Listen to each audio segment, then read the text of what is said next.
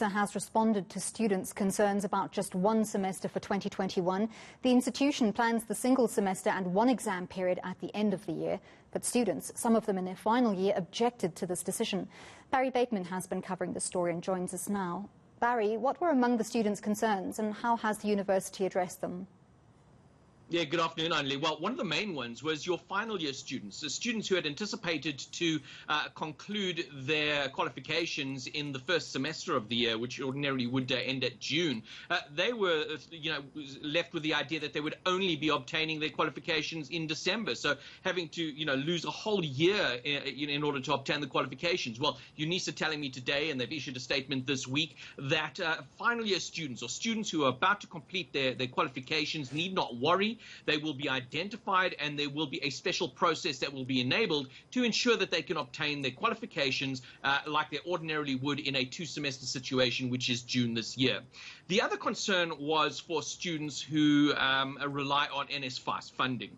The concern was that they wouldn't have enough money in order to be able to pay for their studies, because we've got a full year of studies that are taking place in 2 semesters as opposed to 1. What's happening there is, and Unisa explaining that was part of the reason why they had extended the academic year or made it only start in April this year, because the NSFAS funding was only going to be released in March this year, so next month. So it all aligns. And one last aspect related to the concern about writing exams. There's only one exam session this year. The concern was, well, if you've taken all your subjects, which could amount up to about 10 subjects, you'd be lumped with a lot of preparation and you simply wouldn't have the time. Well, Unisa saying the exam period is from September to December, so a significantly longer period, and all the exams will be staggered, which will give every student sufficient time to be able to prepare for those exams. Have the Student Representative Council responded to these measures by the university?